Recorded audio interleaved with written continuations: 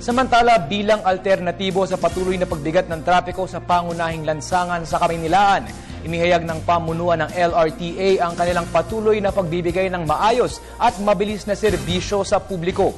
Si Julius Tisamburon ang ating tagapagbalita.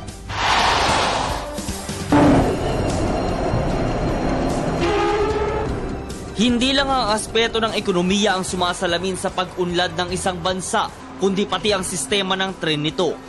Napakalaki ng importansya nito dahil sa ibinibigay na tulong sa mga mananakay.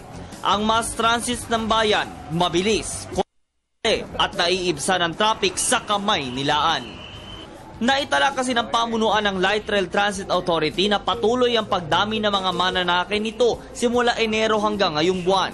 Humigit kumulang sa 1 milyong katao ang nadadagdag sa total na bilang ng tumatangkilik nito. Ayon kay LRTA spokesperson Atty. Hernando Cabrera, inaasahan nilang sa pag-usad ng mga araw at buwan ay dadami pa din ang sasakay nito, lalo't ngayon pang panahon ng Kapaskuhan. Gaya sa Line 1, naririto kasi ang ilang lugar na dadagsain ng ating mga kababayan. Ang monumento sa Caloocan na siyang binababaan galing norte. Ang Blumentritt Station na kung saan naroroon ang Philippine National Railways. Ang Tayuman Station na maaaring daanan patungong Divisoria. Ang Doroteo Jose Station na daanan patungong Recto, Cubao at LRT Line 2. Ang Central Saloton sa lungsod ng Maynila, Hilpuyat at Baclaran sa Pasay. Dahil dito, inihayag ng kanilang pamunuan na patuloy din ang kanilang paggagandahing serbisyo at maging ang pagpapatayo ng ilang karagdagang pasilidad para sa ikagiginhawa ng mga pasahero.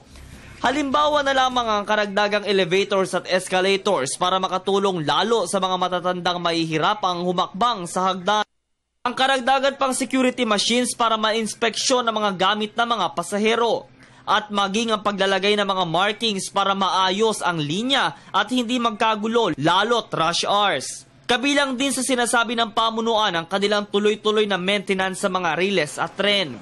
Dahil halos 30 taon na ang mga ito'y ginagawa na nila ito ng paraan para mapanatiling maayos at hindi makakaabala sa kanilang operasyon.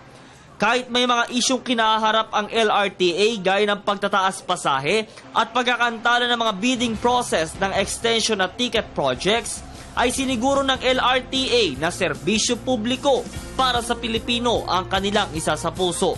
Sa muling pagtungo ng PTV News sa LRT Monumento Station, ipinapatupad nito ayon kay Supervisor Rolly Crisostomo ang passenger load limits para hindi mapuno ang platform area.